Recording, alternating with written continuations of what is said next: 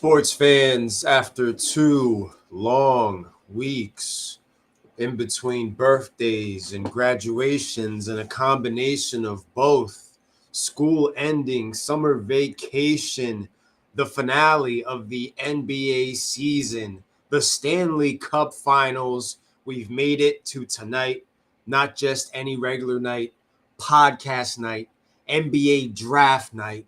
A night that we will sit down, kick back, and hope that our basketball team is not the one to make any type of erroneous decisions on this magical night. A draft night that's not as big as the NFL draft, but nonetheless, it's still a big moment. It's still monumental, and it's still worth tracking because history will be made tonight with some good picks, some bad picks, and everything in between. Not to mention, we got baseball on the docket and a little bit of NFL news. As always, I am one half of the Mega Powers of Podcasting, coming to you live from the epicenter of Nostalgia Mania, and alongside me, none other than Oscar Money Muniz. Ladies and gentlemen, conspicuous by our absence last week, a lot was going on. This man brought you an on-the-money sports minute that lasted well over a minute. You know, we told everybody weeks ago, we said the Celtics should win the NBA championship. We got fought over because fans were actually trying to create the narrative that if they didn't win, we're mad at us. Trying to create that cushion just in case. We're mad at us, but we said you should win. And they did win, and they won in convincing fashion. A gentleman's sweep. You had an exciting Stanley Cup Finals between the Predators and the Oilers. It came down to a Game 7. It's the first time in God knows how long a team was up 3-0. This is the Panthers' first championship. And, yeah, they were a team up 3-0 and then a team to come back to tie it up to a 6 to force a 7 and still lose. Hell of an effort by the Oilers. They could have just died. They refused to die, and they fought to the end. 2-1 score last night. Unbelievable. Great. It just let people know that hockey's a pretty damn good sport. Yeah, even though nobody's going to care. It's happening. What's going on? What's going on, Paul? It was perfect for them because the NBA had finished up, and people were like, okay, well, baseball's on, but let me check out these Stanley Cup Finals, and oh shit, this is pretty good. Baseball is still not over with a lot of people. Like, it's over with us because we're baseball fans, but a lot of people are not looking forward to just having baseball on TV. What up, Paul? But if you're like us, especially with me, like, you know, with the sports betting and all that, like, there's still plenty to keep you busy. Not just that, but fantasy baseball. Shout out to the Sandlot Baseball Association. Shout out to the South Jersey Brawlers Baseball League. There's still a lot going on right now. The race between the top teams in baseball right now is going on. We are actually, tomorrow will be the middle of the baseball season. I believe tomorrow everybody will have played 81 games, which is smack dab in the middle of the season. So if you look at your team right now and where you stand 81 games into the year, you're either feeling pretty good or knowing that you're looking at the deadline and needing to make a move, or you're a team that, you know, came out of the gate hot like Kansas City, and right now you're just kind of like everything's getting real for you and you're just falling out of favor. But those wild card spots, or you took over first place and have taken a grip over it. Yeah. Well, I mean, Yankees right now are playing terribly, but the good thing is so are the Orioles. So we haven't lost any ground as far as the AL East race goes. The Guardians are kicking up right now. They currently, if I'm not mistaken, are going to end up having the best record in the AL side for now. They're in a tied ball game with the Baltimore Orioles right now, which is a big series for our side. What's going on, bro? What are you talking about? We pretty much alluded to you in the beginning of the podcast. I gave you a shout out last week when I went live. You know, when you were trying to create your narrative if y'all lost. What's going on, Chris? I know Chris is feeling good right now as Alex Sarr gets picked second overall, center from France, to LA by the Washington Wizards. To lose first 2 games. That's the bet to make. Ronnie to LA. Cleveland somewhere Browns around there, there's a parlay allowed for that. Oof. I don't know who the Browns' first 2 matchups are. As far as the Cleveland Browns, I'm not really a big believer of Deshaun Watson. We don't forget about you, Eric, but the Knicks are coming for you, Boston. And the New York Knicks making some major moves, not just yesterday, but today, solidifying a team that can potentially make a run on the Eastern Conference. And we definitely have to talk about it. We might as well start the show with it because they're the most active basketball team right now. And it's only right as we sit and get a live reaction to what's going on in the draft as the Houston Rockets are officially on the clock. And right now, I'd be lying right now if I said I wasn't nervous, man, because I really don't know what the hell my team's about to do. Rumor mill's been buzzing. The murmuring has intensified, and now's the moment where we find out if we're either going to pick or if we are about to trade our pick to some random-ass team that wants to take a shot at apparently a draft full of centers, because I've seen two big men go back-to-back here. So I'm not really sure what to expect with this third pick. There were talks about us potentially going after KD. There was talks about us potentially going after Devin Booker. But right now, Knicks fans don't give a shit about that as Julio checks in with a go Knicks. Knicks fans are excited because they made a trade with their crosstown. I don't even know if you can call them rivals. The crosstown team, the Brooklyn Nets, and the Knicks made a trade. And the Brooklyn Nets acquired a bunch of first-round picks. Tell me if you haven't heard that one before. In exchange, they send their best player to the New York Knicks. So now the New York Knicks have Jalen Brunson, Mikal Bridges, and Julius Randle, not to mention a re-signing of OG Anunoby that went down today, a deal of 5 years worth $212 million. So the New York Knicks are locking in their core group. It's still a question of whether or not Josh Hart is going to be a part of the team moving forward. We all know that when big deals like this and contracts like this happen, certain sacrifices have to be made. And we all know that Coach Tibbs, he's perfectly fine running it with like 7 guys. He doesn't need a deep bench. So we'll see what happens as far as Josh Hart goes. But nonetheless, the move that the Knicks made today, to me, not only solidifies the team, but solidifies them, in my eyes, as the second best team in the Eastern Conference overall. Yes, I think they are better than the Bucks. I think they are better than the Sixers. I think they are better than the Heat right now. Newsflash, Jimmy Butler has opted out, so he will not be with the Miami Heat this coming season. He will be a free agent, and I mean, he could end up going somewhere. We don't know. We are literally just trying to manage doing the podcast while getting our gimmicks prepared for any breaking news that might go down tonight. Dude, Reed the Shepherd Rockets to the are taking Rockets. forever to make their decision. I think we're on a delay. Rob is saying that we got Reed Shepherd. I don't know if that's a Well, I hot do take stream. I got YouTube TV. So let's go Knicks. Yeah, the Knicks fans are excited. Knicks trying to play bully ball with their lineup. Yeah, and they like the Can guys there were be saying. 2 losers in the trade? Oh,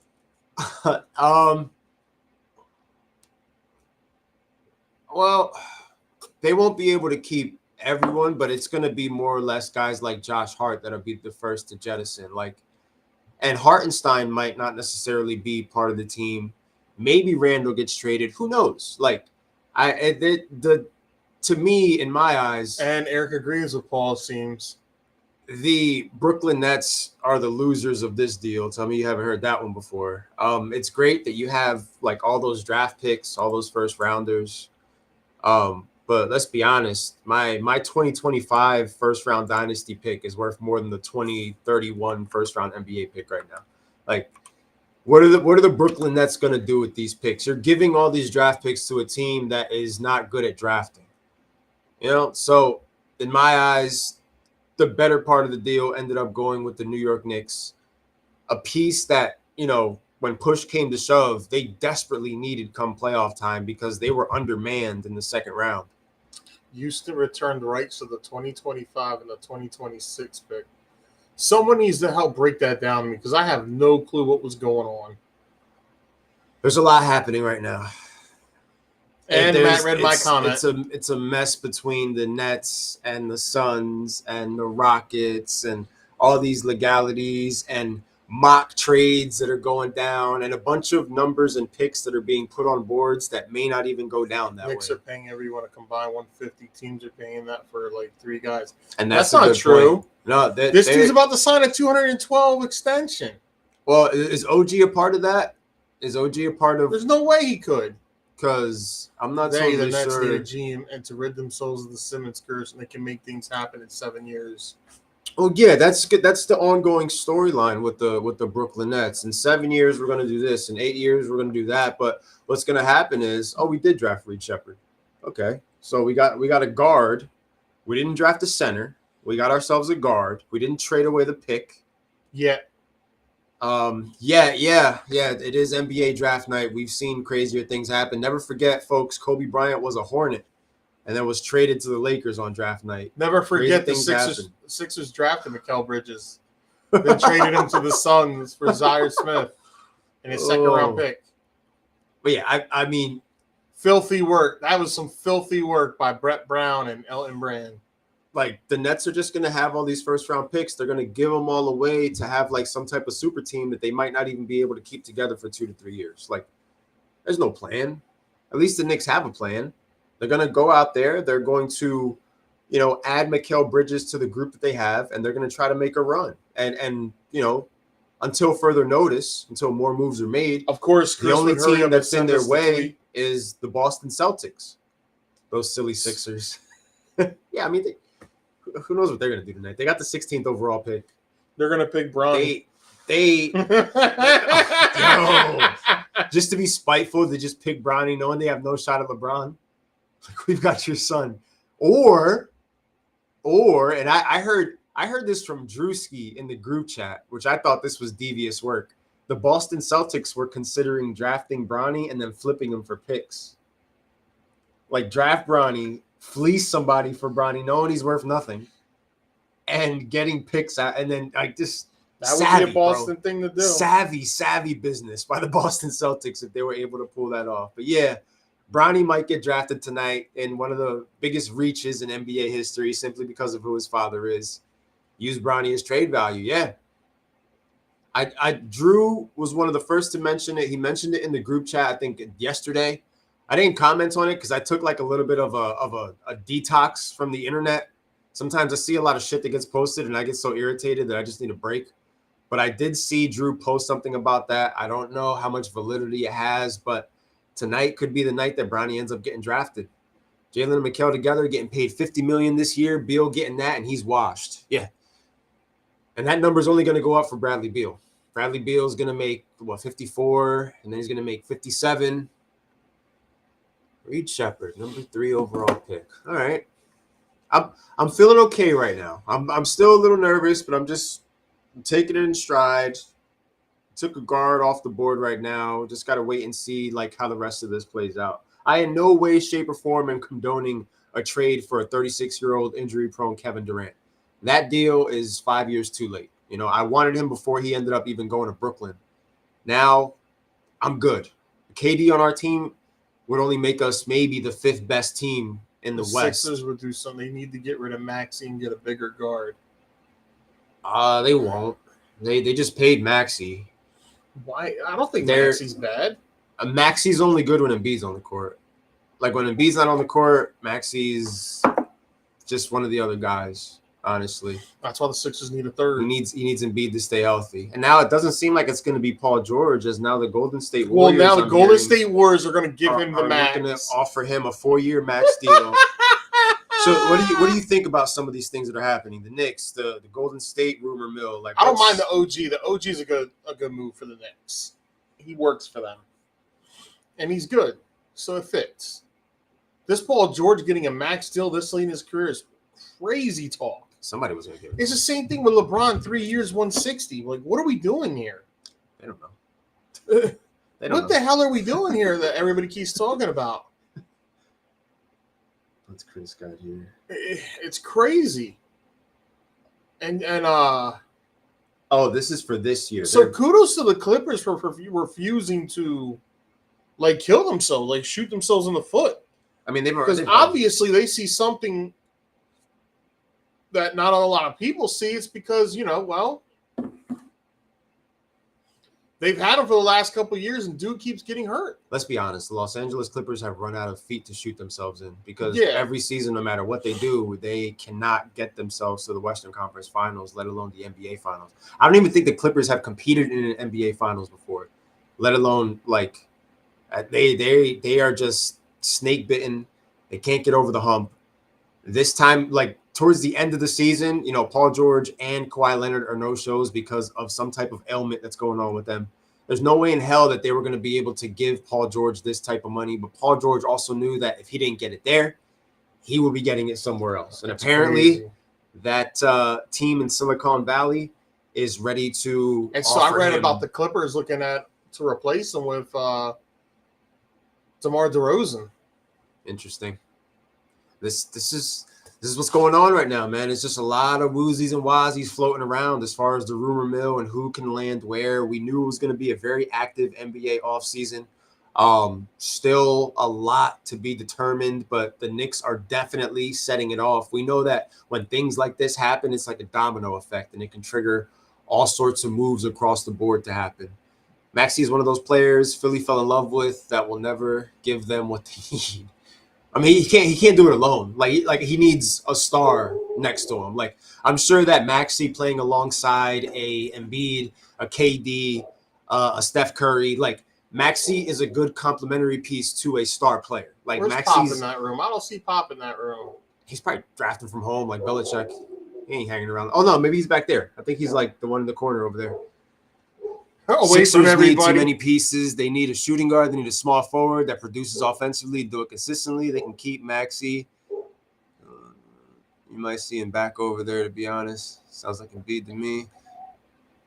Oh, and then to make matters worse, the Nets don't just trade their best player to their crosstown rival, but they follow that up with giving Nick Claxton $100 million 4-year deal today. Where is Brooklyn fans at? Rob is here. Like no other here and make fun of the Sixers in the process. Y'all do this: wash, rinse, repeat. Wash, rinse, repeat. Wash, rinse, repeat. No matter what's going on with Philly, you know that you can always listen. I can answer that question for you, Mikey. Philly does not need an MVP; they need a championship. See, people who care if they're MVP or not is retarded. I'm worried about winning a champion. I'm worried about getting out of the second round of the playoffs. Yeah, Eastern Conference Finals, not even the championship at this point with that team. That's all I'm worried about. Yeah, anything less. I don't care about an MVP. I don't care about a Sixth Man of the Year award. I don't care about Coach of the Year. Got enough trophies. It's about championships. You want to see how an organization is run? Go look at how the Phillies are being run. That's what every Philly team should be doing. Looking at how the Phils are running. Well, they're your best shot at a championship because none of the Philly because teams they're the most deliver. Complete team. They actually like each other, even though the manager does crazy things, but they will fight and tooth and claw for their manager. So, and the owner is willing to do what it takes to win. And to a degree, the Eagles owner is the same way. It's just the hockey team, the basketball team have no clues on how to run an organization. And the other two, because Eagles ain't it this year. Phillies are the best shot. The Phillies are winning the World Series this year. Maybe. Look at David Portnoy. He's so confident he put $200K down. We'll check back on that later on. We'll see how that goes. Building around Maxey instead of Embiid is just wild to me. I mean, you can't build around a guy who gets winded during shoot-arounds. And it's already at a point where he's breaking down. Like, you're not going to be able to, like, you can't build around Embiid. I'm sorry. It's just you can't. It's too late. You can't. He's not going to be there. The time to do it was when you had Butler. And that they should have traded. Listen, they should have traded away Simmons that same summer they had Butler. Kept Butler because at that point nobody really knew what Simmons was. They still believed the promise. They still believed the allure, the aura coming off of him. Yeah. So you could have fleeced somebody for him then. Yep, they should have fleeced somebody then for them. You probably could have gotten a bunch of first-round picks and a quality player in return. But you didn't. Nope. So that's where they're at. Yeah, it is what it is. Run into June, Brunson. Embiid is definitely on the decline. I agree with you as far as that goes. Like we said, So we saw it this past year, dude. Like we're watching the shoot around, and this guy is just gassed already. And I'm just like, what the hell, bro? Like he just can't keep himself healthy, man. And we're at that. We knew it was gonna come when we talked about the potential for Ben Simmons was on the team when we were discussing what the Sixers could do moving forward. Can you do a sell high on one of these players and get yourself over the you would have hump fleeced for this anybody with point in either or. time? Honest to God, it Because would have been a fleecing either or. like Embiid's wearing down, bro. Like he's no spring chicken, and heading The into Jimmy another moves. season. Listen, like we need to stop. If you're a Sixers fan, you still want Jimmy Butler on your team. You're living in the past. You're not getting the same Jimmy Butler. And Jimmy is not going to re-sign with Miami. He's officially going to be an unrestricted free agent. He is going to sign elsewhere. He is going to get the bag. He got 1 full year.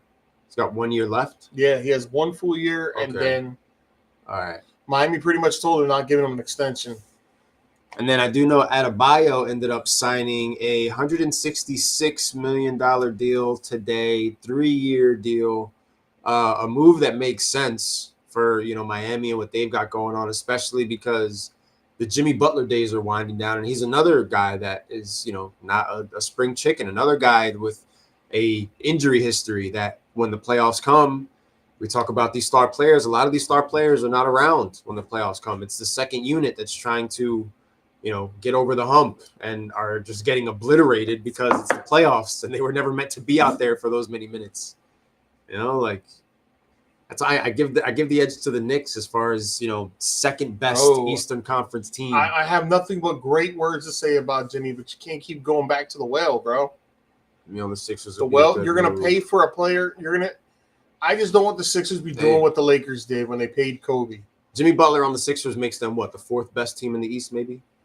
That's not enough. That's not enough to get to the Eastern Conference. The Sixers were like the 3rd best team in the league before Embiid got hurt. So I could say that too, but I'm not. And you're going to put 2 injury-prone players together right now that are both at the tail end of their careers.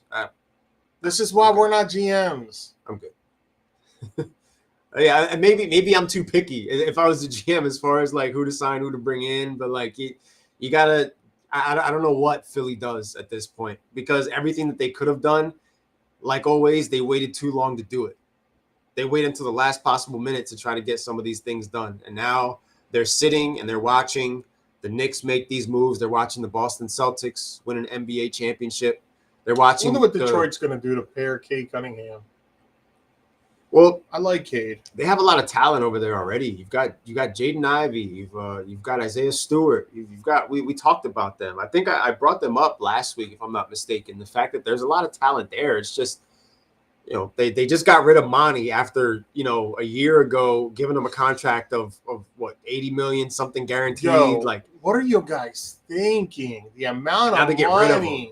So there was definitely a disconnect there between him and the players because I know that the expectations for Detroit this past season was play in, like get into that play in. That's a measure of what growth as far as a young team. That's the bar, is to get yourself to the play in. If you lose, hey, you competed, like it's not like the Lakers getting into the play in with those old ass guys and losing. It's just these young talent. They have a whole future ahead of them. And Monty couldn't get it done for the amount of money they were paying him. They still have to pay him, I'm pretty sure. I want everyone out there to understand this. The Lakers are going to make no moves in this offseason. They're going to max out a 39-year-old LeBron James, who I promise you is not going to be this megastar. Maybe he'll give you something this year, but in those final 2 years, he's not going to give you nothing. Eric, it will catch up to you. Eric, you're literally comparing the Boston Celtics to the Philadelphia 76ers right now. Anthony Davis can't stay on a good comparison. JJ Redick's in for the ride of his life. Oh, yeah, his hair's going to turn gray. And he doesn't even understand that yet. Yeah. That team is not going nowhere. Fast. Nowhere. I think he stays. I think that's part of why JJ ended up there is because that's that's his buddy. They have a podcast together. And he's now the coach of the Los Angeles Lakers with no coaching experience whatsoever. You got guys like Sam Cassell out there who aren't getting head coaching jobs, and JJ Redick waltzes in, and he's the coach of the Los Angeles Lakers. They are just so far removed from their true identity that it's actually kind of sad. Jerry Buss is rolling in his grave right now. Yeah.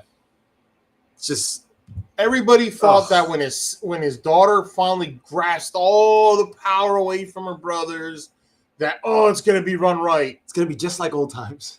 And it's been worse. You got a championship that nobody wanted to go play in. You got a team that's old, decrepit, and injury prone.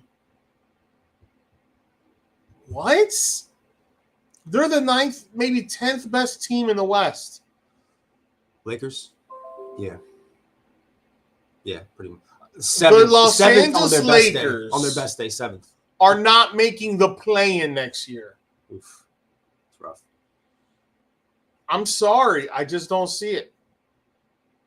That's why Sixer fans, the ones that are like, I don't want LeBron. I don't want LeBron. You know, deep down inside, they're like, yeah. Me, I don't know. I don't want it.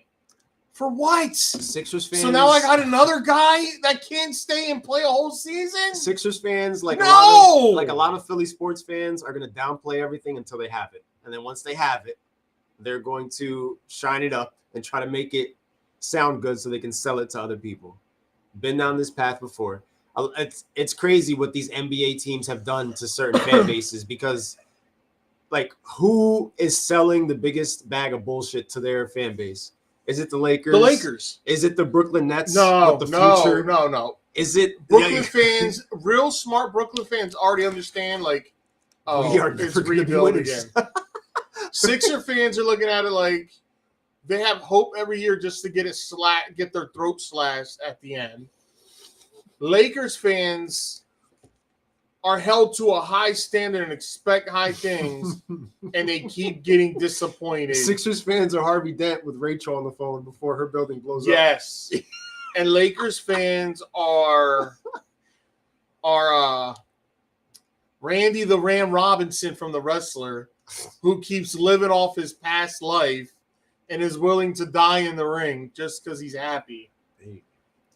They're not even the same Lakers anymore. They don't even feel like the Lakers. I don't understand how any of you guys out there can defend that team. Well, I know one. Ron Lugo thinks that, rookie head coach, LeBron's going to the fun. No, that's not happening.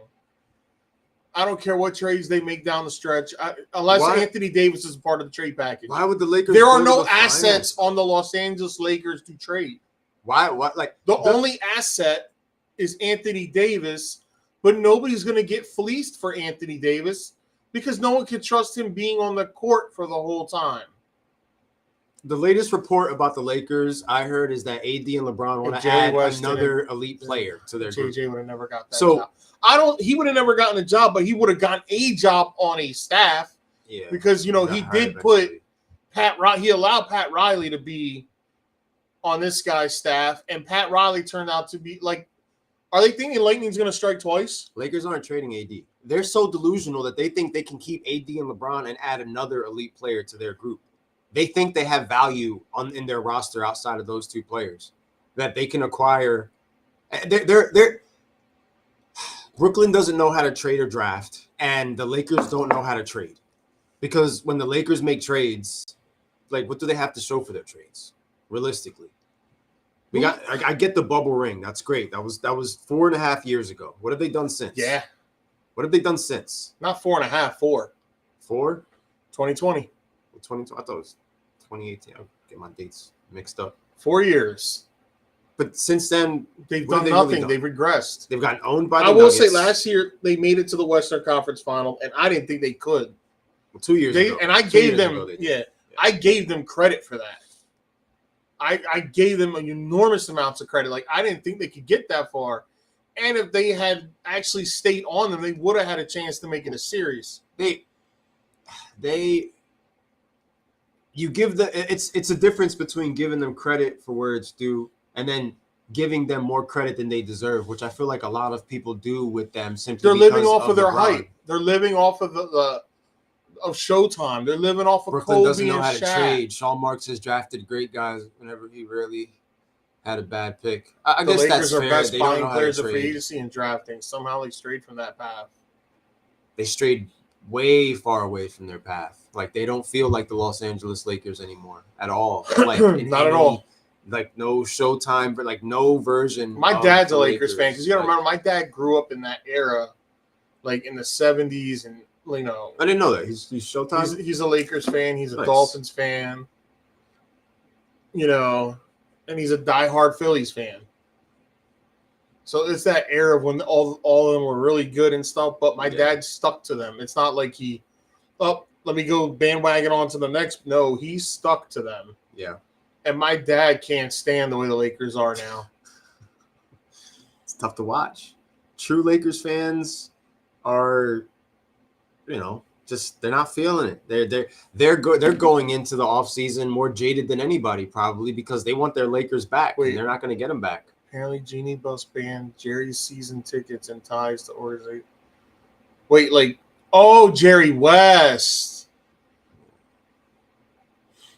Sixers Yeah, she did do that to Jerry West, which is crazy. It's our thing.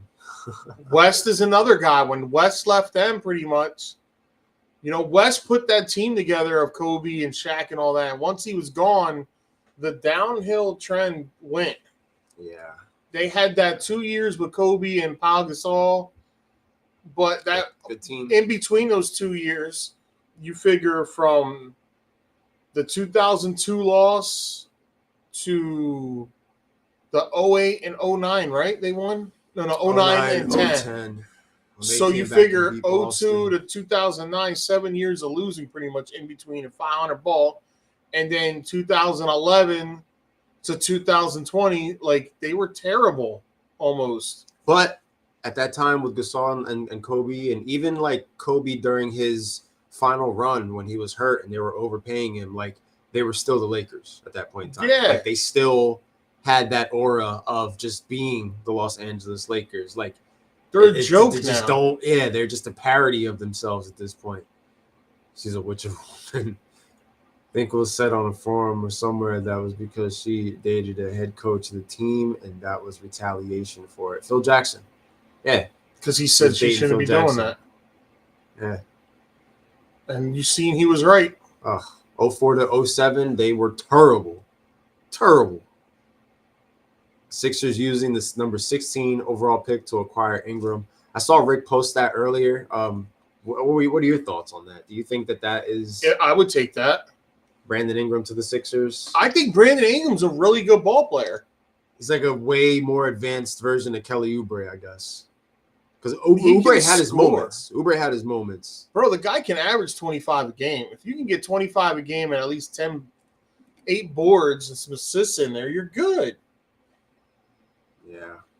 I just want to say thank you, Aaron Judge, for that grand slam last night. It helped me out fantasy-wise. Helped me too. Got me paid, buddy. Thank you. Appreciate you, buddy. Tough loss, but hey, you get your wins where you can find them. Nothing beat y'all screaming in the group chat. Get him out of there! Who, Send him back to the minors. He's not ready. Yeah, Cole looked terrible, man.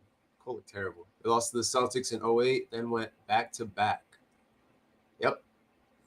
Yes, they did. It's crazy because if he had beaten the Celtics, there's a good chance he could have three-peated. He gets his 6. And the conversation. I've always find it hilarious. We all want to build up LeBron, and I don't. We all want to downside Jordan, but we never want to talk about how Kobe Bryant may be better. Well, I've always said better than LeBron. Yeah, people just they aren't ready to have a conversation. When you take the players, admitting their guy's the best guy. Kobe Bryant's Pau Gasol team, those back-to-back, had less talent than any of those teams. Frenchman taking over the draft. Yeah. Had less talent than any of those teams LeBron won with. We are seeing the European basketball inflection in the NBA right now with a lot of these top picks coming from Europe and potentially going to these teams, and we'll see who makes a difference. It seems kind of like a lackluster. Derek, what's going on? What's going on, Derek? 12-5 from Matt. Guys are chiming in. Congratulations to the Yankees' third best winning percentage in the MLB. Hey, I mean, I'll take this rough stretch right now rather than in September. Like, It is what it is. It's June right now. We lose a few, we get back, we get healthy, and we make the run. Paul, you don't think Kobe's better than LeBron? Or you don't think about the less talent? I'm not talking about the Kobe Shaq Lakers. I'm talking about the Kobe Paul Gasol Lakers matched up to the big three of Miami. Like, yeah. I mean, the Orioles are going to win today, but we're still going to be number one when all is said and done in the AL and Meta East. World Peace and Derek. Come on, Meta World Peace, Derek. And LeBron had D Wade and Chris Bosh, Maya Chambas. He was a Pat Riley. I mean, his best stretch was with Pat Riley in the Miami Heat because he went to 4 finals in a row. Just couldn't get the job done in 2 of them. But that was the best. LeBron is in GOAT material. If anything, he's the MVF, most valuable flopper. Big shot fish. Knicks are on the move. I'm telling you, they're the second best in the East in my eyes. Mike Miller. There's some fantasy warfare for you. The 09 Lakers versus the 2010 or 2011 Heat. 2011 Heat. That's the team that beat the Thunder, right? That was a good Miami Heat team. And that's when LeBron was actually playing defense. Now he just doesn't even bother. That was a really good Heat team. They didn't win the championship their first year. No. Together. They lost to the Mavericks. They came back, won against the Thunder. Man Mavericks. Came back, won against the Spurs, and then lose against the Spurs the following year, if I'm not mistaken. The big shot by Ray Allen. They could have lost to the Spurs 3 years in a row. Ray Allen with that shot, though. Right? No, 2. 2 years in a row. Because then he leaves. After they lose to the Spurs, he bounces. He goes to Cleveland. Because Tim Duncan, bro. Tim Duncan makes that hook shot 10 out of 10 times with his eyes closed. Yankees are in a delay. That sucks for fantasy baseball. Well, I mean, it's not like Luis Hill was doing that great today anyway. But, yeah, was it rain delay or something? The Heat team is one of the best put-together teams all time.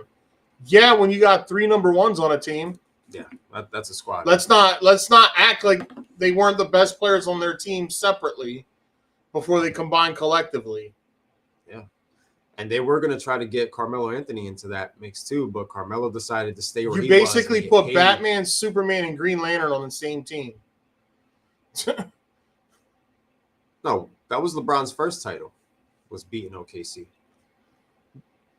That was his first championship. Because then after that, they beat the Spurs, and that was his second championship. Because then he went to Cleveland. He got the 3rd. And then he got the bubble championship. So the KD Harden Westbrook team. Beating them was that team has so title. much promise, but too many egos. Well, they were just ahead of their time when they got to the final. They were good. They were finally ready to make it over the hump because of the amount of talent Harden was all they about, had. Harden's a scapegoat. He likes to scapegoat everyone. But let's be Westbrook realistic. Was selfish. Let's be realistic. The Thunder choked in the finals. They lost in 5 games. And they were outmatched by a Miami Heat team that had the depth. They had the scoring. And not even to mention when they didn't have Harden and it was just Westbrook and KD, they choked against the Golden State Warriors. How many of us love and know Harden now, though? Like, I think he's burned every bridge. He's burned every bridge. Didn't he say he don't want to go to my? He felt disrespected by the Clippers. He doesn't want to go anywhere, bro. He's always got a problem with somebody. I think Harden was coming off the bench when he was with the Thunder at that point. 6th man of the year, I believe, at the time. Yeah, because I remember when the Rockets traded for him, I'm like, Harden at number 1? I was like, are we sure? His performance against the Spurs in the Western Conference Finals might be his defining moment because that in Game 6 against the Spurs, that's what got OKC over the hump to get into the finals in the first place that year. And that's where people realized, like, oh, crap, like James Harden, like, and that's when we started creating this, this team, this Thunder group is going to be together for years. They're going to win a championship together. And then lo and behold, we have the well-publicized Westbrook KD breakup. 09 Lakers, Kobe Gasol, Farmar, Derek Fisher, Lamar Odom, Andrew Bynum, Sasha Vujacic, Trevor Ariza, Shannon Brown. That is a deep squad. I wouldn't say that they're better than the 2011 Miami Heat squad, though. Who loves Harden? Nobody. I don't even think Harden loves Harden at this point. Daryl Morey loves Harden. But according to Harden, Daryl Morey's a liar. But I already knew that. 60-point triple-double Harden wouldn't have lost on that old OKC team. We don't know that, though, man. Like, you forget that dude is a choker. Like, You know, you got one choker going up against another guy that seems to. If it came down to LeBron versus Harden for a championship, like Harden's not winning that championship. Nah, not at all. He can't. He can't. He hasn't won one, and it. I may not think LeBron is the GOAT like a lot of people do, but I also recognize the fact that LeBron versus James Harden is just a mismatch, and LeBron's gonna destroy him 10 out of 10 times. The Rockets, the Houston organization gave him whatever he wanted, bro. And it still gave him the key to the city. You can't give a selfish person everything, because guess what? It's still not enough.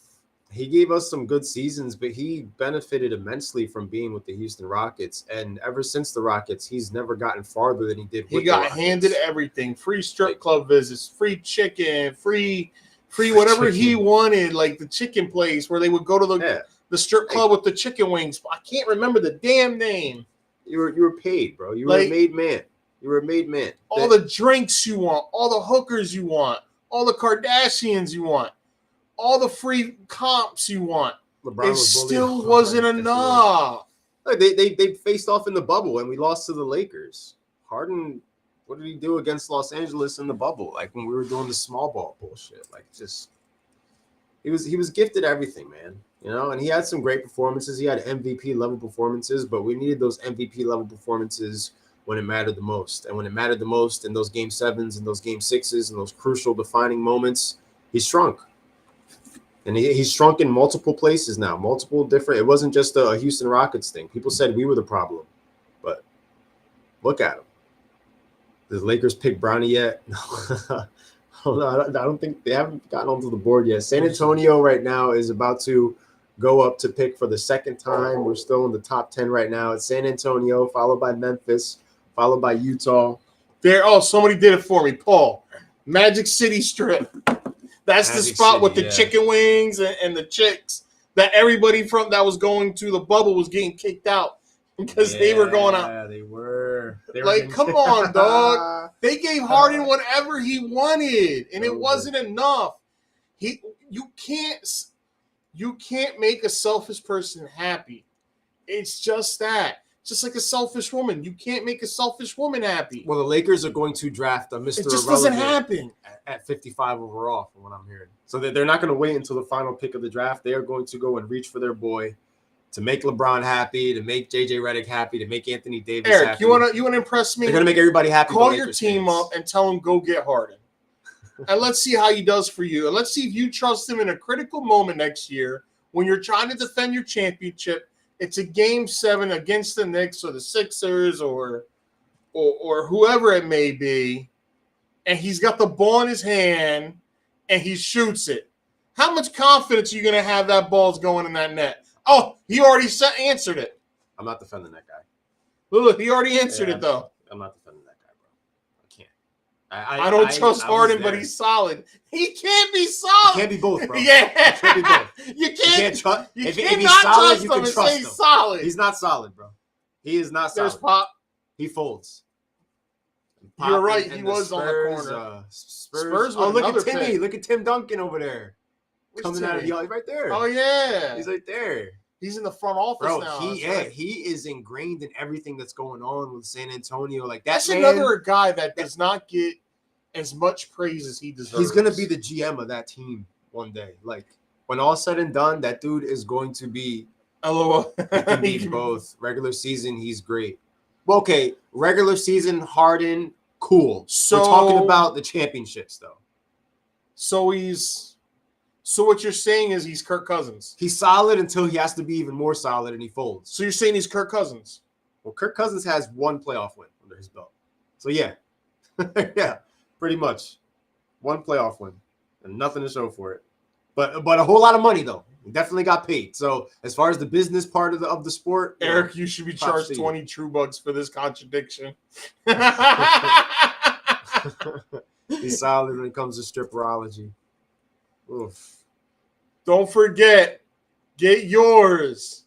The official. Stack them up. It will pop up. There it is. Get your official Drew Bucks. The official currency of All the Money Sports. It is worth more than real money. We promise. If you collect enough enough Drew Bucks, you might get some merch. Let's go on the pod live. Nobody wants a guy that dribbles for 20 seconds and passes or shoots a horrible step back. 3. Yeah, at this point, that's what his game is. I mean, he's become a very good assist. Paul said he's solid when it comes to stripperology. He's become he'll get you 7, 8 assists, but now he has a problem with the Clippers. Now the Clippers are a problem. Everybody's a problem. When do you start looking in the mirror and realizing it's when are you the problem, bro?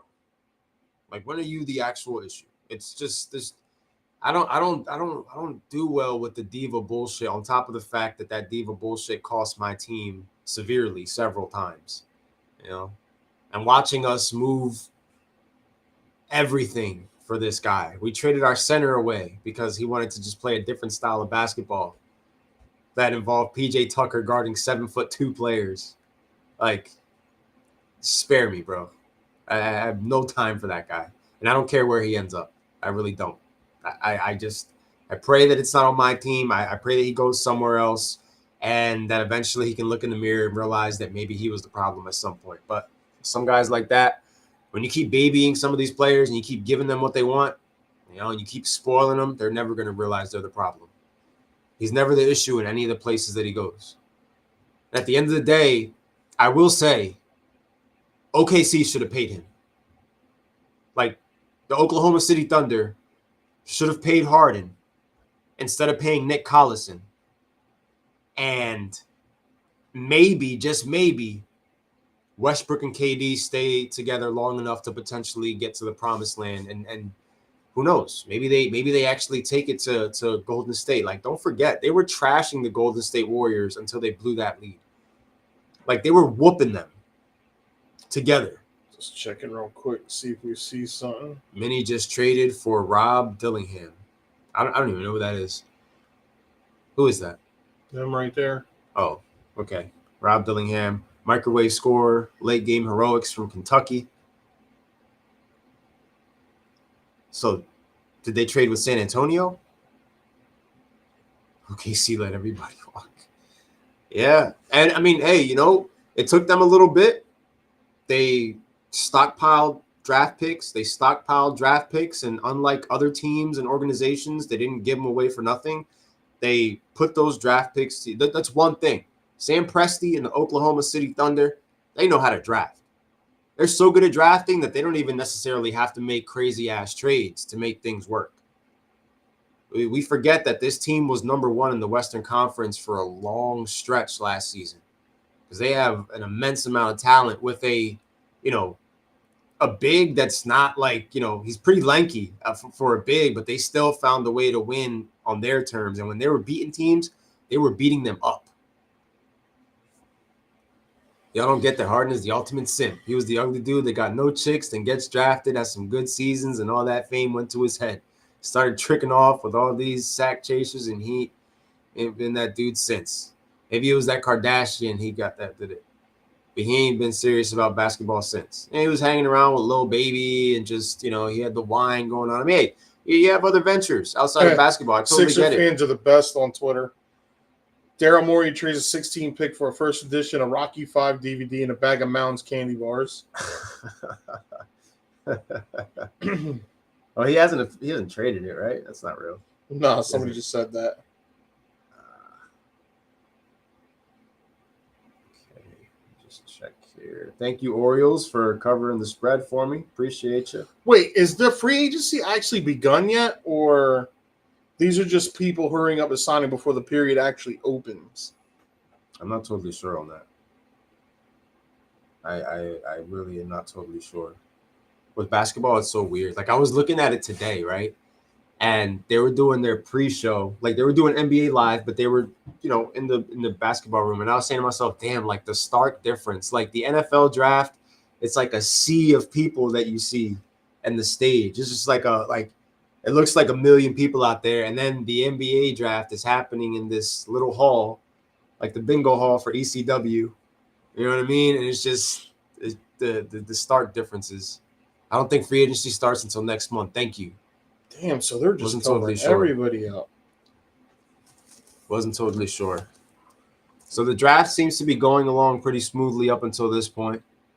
Nothing crazy has happened. Lakers have emerged as odds-on favorites to land Bronny. Shocker. Bet on it. They're going to do it. They're probably blocking other teams from. But I mean, what am I saying? No other team is going to draft him because the Lakers are drafting Bronny, and it's a reach on top of everything.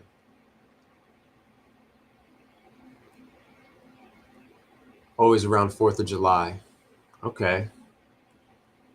So that's really when shit might really hit the fan for the most part, as far as player movement and some of these other big names potentially signing, because you got to be careful as far as the conversations happening right now. You don't want to be that team this year that gets hit with the tampering like the Falcons just did in the NFL.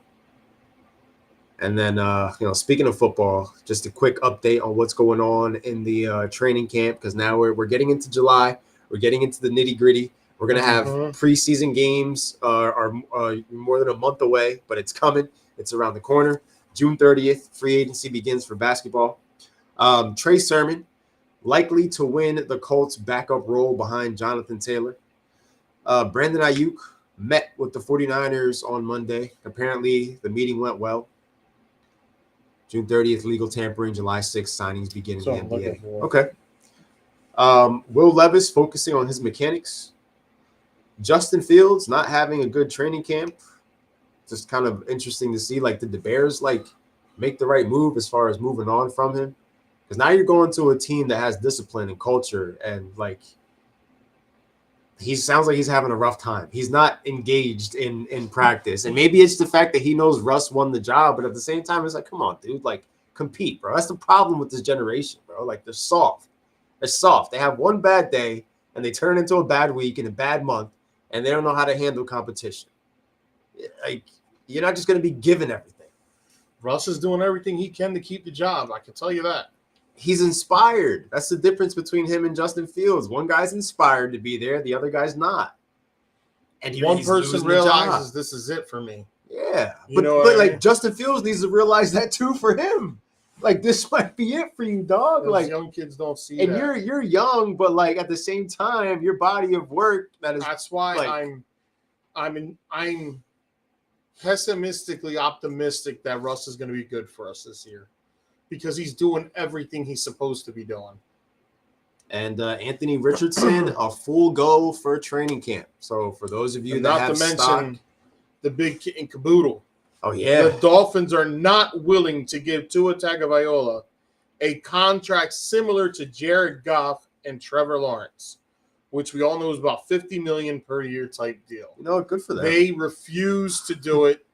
There's too many concerns, health concerns, and quite honestly, play concerns, because his play didn't uptick until Tyreek Hill showed up. And on top of that, they also have concerns in the cold weather.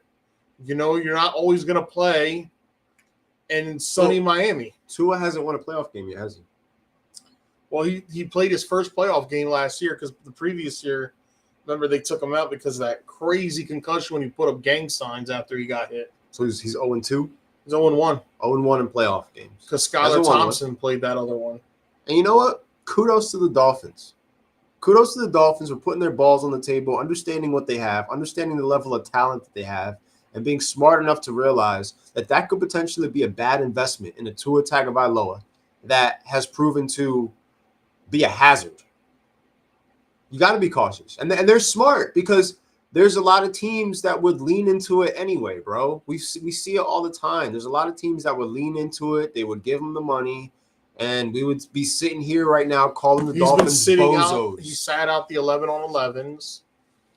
He really doesn't have anything he can do that. The Jared Goff contract makes sense. They're a good team. I mean, they're going to play, 12 games this year? In a dome. So the Jaguars contract is terrible. Mark my words. They're going to hate that. They're going to hate that they did that. And it's just Bro, you're 100% right. You can't blame them for being cautious. At least they're being honest with themselves. Even before he was having the concussion issues, he had the rib issues, the knee issues, the foot issues. He's missed a lot of time.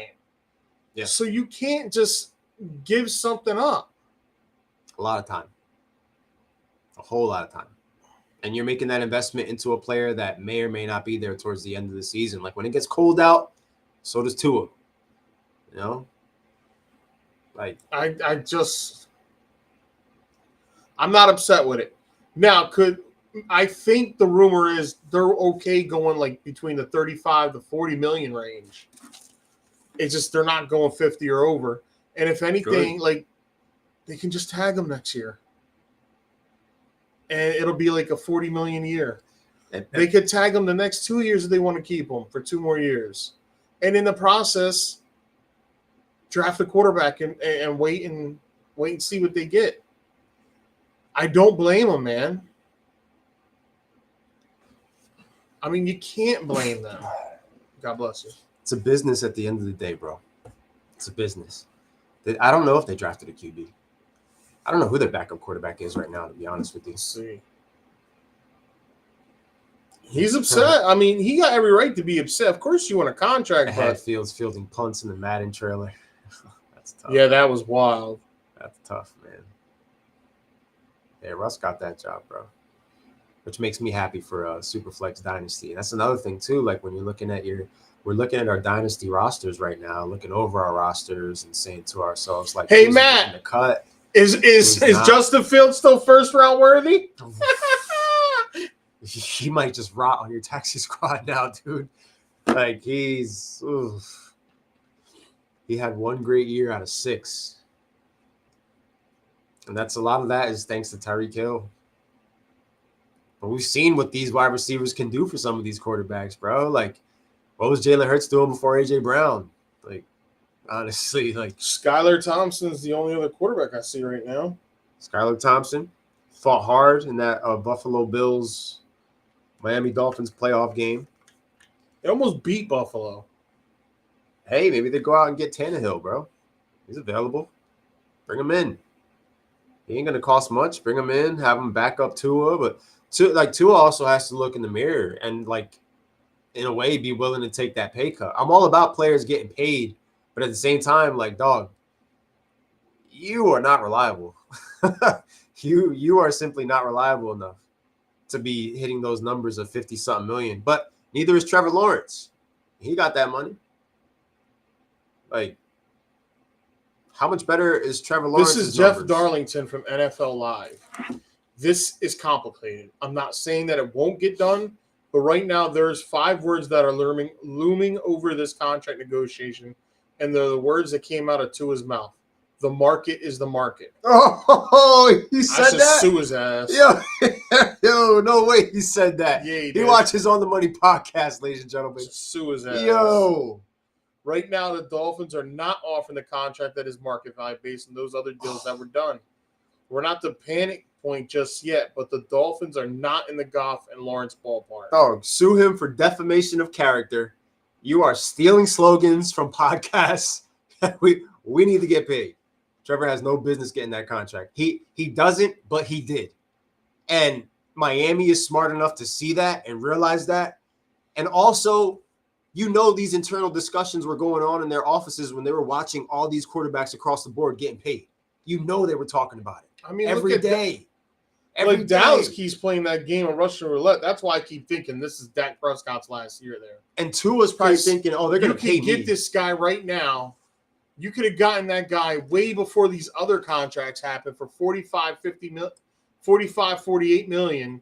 Now you're looking at Dak Prescott's price tag at 60, 65 million. Is that part of why McCarthy says he's getting rid tired of Jerry Jones undermining him? Do you think these contract negotiations with Dak because Prescott McCarthy probably went to Dak and said, I want you here. You're my guy. I want you here. I want you here. You're my guy, but I don't control shit here. Because the old man who's currently taking his nap right now is going to wake up. He's going to do something stupid. He's going to say that we're drafting 24th because we're the 24th best team in the league. Like, that's something to be proud of, dude. That's not a real thing. That's not why you're drafting 24th. That's nothing to do with it. That's nothing to do with it. If anything, you're in the upper echelon of teams because you're drafting that late in the draft. So we're going to go somewhere else and shine like Drew Brees did. We can't rule it out, man. Like we can't, I Listen, can't wish injury on a player. I don't wish injuries at all on a player, but I get where the Dolphins are coming from. And I think any normal person also sees that. Whereas Jerry Jones is completely different. It's, dude, what are you doing? You should have locked this guy up already. But you're basically, I'm telling you what's going down. Next year, the starting quarterback for the Dallas Cowboys is going to be Trey Lance. That's spicy, Cowboys fans. Because it's going to be cheaper. And then in his mind, I'll sign CD to that big deal. I can get other guys in here because make a Parsons. I'm going to get make a Parsons deal. I'm going to get Trey Lance to sign a contract where he's probably going to get paid $20-25 million a year for like 2 years, 3 years. And in that time frame, I'm going to have a chance to load up on the other side of the ball. And if I load up so good, then all I need him to do is game manage. And we'll be fine. I'm telling you that's how this is going to go down. I don't think that's a good idea, but that's the beauty of sports, man. Like, it's going to be an ongoing I still think line. Trey Lance can play quarterback in this league, and I may be the only person left that believes that. But you can't. He was a third overall pick for a reason. They say he's looking good. Maybe he needed to change the scenery himself. The man lost his job because he broke his leg. Because his head coach chose to have him run up the middle on a play. Like, what do you think? Yeah, what do you think is going to happen? Like, how can I judge Trey Lance? They lost to the Bears week 1. It wasn't even a pass play. Bro, the game against the Bears was a torrential monsoon. That was like 9-0 final score. Yeah. So you can't judge him on that game. Now, his second game, he was starting to show flashes as to why he was going to be the guy. And then he broke his leg. And then Brock Purdy came in, and the rest is history. Stole the job. And you're talking about an organization why at the end of that plays the hot hand. And on top of that, I still believe, people are like, oh, but he was terrible in training camp, and Purdy outplayed him. Listen, they had no intentions. None. Once the Brock Purdy did what he did, they had no intentions of going back because Brock Purdy was going to be cheaper than what Trey Lance was with that rookie deal. Would you rather pay Trey Lance $4.5 million, or would you rather pay Brock Purdy's $750,000? Wake up, people. Wake up. Even a new contract is less money for Purdy. Wake up. The market is the market, like Tua said. So at the end of the day, can't nobody tell me this guy can't play. We haven't seen him for a while. And never forget the war that was happening in San Francisco 49ers fan base. There was pro Lance and pro Purdy. Yeah, Purdy versus Lance. That was a strong war going on. And the Purdy side, I think Trey Lance can play ball. And I think Trey Lance in Dallas with the team around him, everybody remember when they tried to say, oh, he wasn't looking good? But then reports come out like a couple days later about how great he's looked and how he's looked significantly better. He's hitting, he's accurate, everything. Well, he's going to have CeeDee Lamb. And he's going to have a chance to play because Dak Prescott misses sometimes 2 games a year. God forbid an injury happens to him and Lance comes in and just balls out. Which could be a scenario that goes down this year. We see some Trey Lance somehow, some way this season. The problem with the Dallas Cowboys is the quarterback chokes in opportune moments. What if Lance turns into the quarterback that doesn't choke in an opportune moment? Ice in his veins. So you think this is Dak's last year? I think Dak is going to be a New York Jet next year. No, I'm taking it back. Whew. He's going to be a New York football Giant. New York Giant? He will be a New York Giant next year. Giants fans, Dak Prescott, how are we feeling? Is Cooper Rush still Cooper there? Rush, listen, they've already said that he's outplayed Cooper Rush. They've already said, if you go researching now, that Trey Lance has outplayed Cooper Rush, and he looks to already be on the depth chart as number 2 quarterback. Yeah, I've only heard positives about Trey Lance so far, which is cool, man, because, he was left for dead in a situation that wasn't his fault, bro. His coach got him injured. Like, I give Shanahan all the credit in the world for the good things he does, but that was one of the biggest That was one of the worst things that you could do as a head coach. Is to not just that, but 49ers have a long history of their players just being hurt all the time. So it's like, what are you doing? Like, what are you doing out there? That's causing this. Yeah, CMC, and you're running your quarterback up the middle. Oh, wait, no, he didn't have CMC at that point, right? No. See, I don't think CMC was there yet. I don't think, but still, the 49ers have always had a potent run game, even without CMC. CMC was just the piece to help them to get over the hump to see if they can get to the actual Super Bowl. But they've always had a good run game. They've always had a way to slash you with multiple running backs. And again, you have at least 2 or 3 other options that you could feed the ball to. A Deebo Samuel, too, compared to your young quarterback that hurt himself, and it wasn't even a passing play. You have him running up the middle of the freaking line. Like, that's just stupid. I just don't see Dak. I think Dak hits the open market because, remember, they can't franchise tag him. Nope. And you want to talk about the market? Is the market? Dak will get paid. Dak Prescott will get paid. Tua may not. Dak will, especially when you look at the numbers that Trevor and them received over this offseason. Justin Herbert, the amount of money that he's gotten paid for a guy that, has yet to win a playoff game. But I do feel good for Herb this year. I think that, no, it's not just because I have him on my dynasty team. It's because I think that with Harbaugh, there's actually an adult in the room. And I think that that's what Justin Herbert has been lacking this whole time, is just a real head coach that, again, can protect him, because Trey Lance was not protected in San Francisco. Justin Herbert, to this point in time, has not been protected, on top of the fact he's in the division with the reigning Super Bowl champion Kansas City Chiefs. Like, he's up close and personal to the storm, with a talented roster that spends a lot of money, but, like, the franchise QB has not been protected because that Dak has worked hard on not turning the ball over. I'll say that it is the playoffs. Something just happens to him, So maybe when we talk about players and changes of scenery, maybe the change of scenery for Dak Prescott would do him loads of good, and not having to carry the banner for the Dallas Cowboys and have to come out and talk like a Boy Scout and feel like he has to come out and say all the right things, because that the Cowboys, no matter what, are media darlings, and they are going to be front page because they bring in a lot of money. Bucky Brooks has a video out there right now on NFL.com. The headline, I believe the Cowboys have thrown around the idea of Trey Lance as a long-term QB1. It happened. Herbert's a great QB. He can make all the throws. His team just doesn't care. Yeah, I mean, there's countless times where, we'll be down here together a lot of times in the lounge watching Herbert, like fighting for his life in a game, 2 minutes left. They're down a touchdown. Yeah, but he be making some dumb. He sometimes is overconfident in his arm and makes a bad throw. Phillip Rivers. Yeah, you can't kick that part. Brett Favre, you can't kick that part of a quarterback like that has that type of confidence where like nobody else is going to make this play. Screw it. I'm going to make this play. Last year his wide receiver 1 and 2 go down. The expensive defense crumbled around him. Like, all that money being put onto that side of the football because the defense was the problem. And all of a sudden we said to ourselves, they shored up that side. This is going to be a top 5 defense, exactly what Herbert needs. Like, nobody comes through on anything. These guys were up on the Jacksonville Jaguars 30-0 and found a way to lose that football game.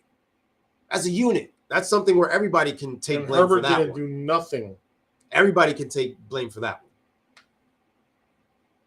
And Harbaugh, coming off of a championship in Michigan, he's got his nuts in a wheelbarrow right now as he's walking into the locker room because he just came off of one of the greatest college runs of all time with Michigan. He's going to walk in there, and he's going to be cracking skulls. Every time I see Herbert on a highlight, it's a pick. Now, there's a lot of reasons why, but it's not a good look. I get it. I agree with him. He is not absolved from blame at all. It's just it's hard to come to work for an organization like that and know that you're their franchise guy. And no matter what, you just no matter what you do, it's just not enough. It's just not enough. It's a different situation than Dallas. Dallas can still make the playoffs. They can win the division. Yes, they're going to choke in the playoffs, but They know they can win their division and they can make the playoffs. These are things the Chargers don't know they can do yet until they do it. You know, Chargers don't know if they can win that division. They don't know if they can make the playoffs. They live the same week over and over. Because there's like it's every week the same shit every week with the Chargers, bro. It's Bill Murray waking up every day. They don't have that opportunity to like have long-term booking because there is no long-term booking for the Chargers. It's the same shit every week. 2 minutes left in the game. You get the ball at the 25-yard line. Can you tie the game up and go into overtime and lose, or are you just gonna blow it before time runs out? Yo, Marcelo Ozuna has gone 0 for 9 today. Oh. I paired Castellanos and Ozuna up for home runs, but don't ask me how it went. Oh, yeah, that's rough. Oh, yeah. Meanwhile, my waiver wire pickup again, bringing him back to the Bryce Bombers for a second stint. I must Jake say, Klenick. I woke 6 up and 9 today. I woke up today. I did my due diligence. I did all my research. I was super pumped for an entire day of baseball starting at 12:10, and it was just a bunch of shitty games. Yeah, it was shitty games. It was up until I got here. Like, I feel like when I walked through the door, Ohtani hit a home run and Gunnar Henderson hit a home run. Those were huge. Those potentially might have brought me back. Now, if Aaron Judge can hit a home run tonight, I'm over it. Like, I'm in the green. But other than that, it was rough for betting. It was rough for fantasy baseball. My only fantasy home run today was Shohei Ohtani hitting the bomb he did as the Dodgers are up 4-0 against the White Sox right now. Just absolutely brutal. And on top of the fact that I was sitting here in the back of my mind saying to myself, I hope the Rockets don't do something stupid. I hope the Rockets don't do something stupid. So it was just, it was brutal. The Yankees game is in a rain delay right now that we're losing. It's just, Yankees ain't going to finish this game until 1 a.m. Hey, I'll have something to watch when I get home at least. I have a reason to yell at the TV. If Judge hits that home run, my bet still stands. I need Judge home run, an Alonso home run, a Soto home run. Any of the above, I'll be fine with. Shout out to Marsh, really coming out of that slump. Yeah, he's been balling in the series against Detroit. No plata, no plumo. Was he getting his ass beat again? 7-3. 7-3? Oof. Still close. I mean, I got 27 RBIs in his 15. Shout out to the St. Louis Baseball Association. Two of my players are just hitting, like, they're getting all their runs batted in this week. I got a big surprise the following month for that league as we get close to the trade deadline and get into everybody jockeying for position as far as the playoff race. It's heating up right now. Quick look at the scores around the league. The Sixers are 3 picks away from picking. I'm going up against the Fighting Jimmys right now. He's got all the batting categories. I've got all the pitching categories. So we're in a deadlock 6-6 matchup right now. I'm missing some of my firepower sitting on the IL. Dude, are the Mets going to beat you guys again? I don't know. I'll take an Alonso home run for fantasy purposes, but I would much rather the Yankees win. Yeah, a Yankees win would be good. I know we're traveling to Toronto we're talking tomorrow. about Marsh coming out of slump. What about button down Casty back? I got to see him hit a home run live that I bet on. So it was cool. It was cool to see that. He's back. Like, he's getting right there again. Then that moonshot he had Saturday while we were grilling. Yeah. Where they just kept pouring it on to the Diamondbacks. Yeah. They were rocking them. Bryce Bombers up 7-3 against Plata or Plumo. Muddy Waters. I need a big week. 8-4 against Mikey, who Mikey doesn't really have a team name. His team is the middle finger eagle emojis. You've got King of Crash up against Sign My Hat 6-3. And you've got Chris going up against Noli 7-4. What about Sign the Hat getting his first? I gotta type it up. He's back.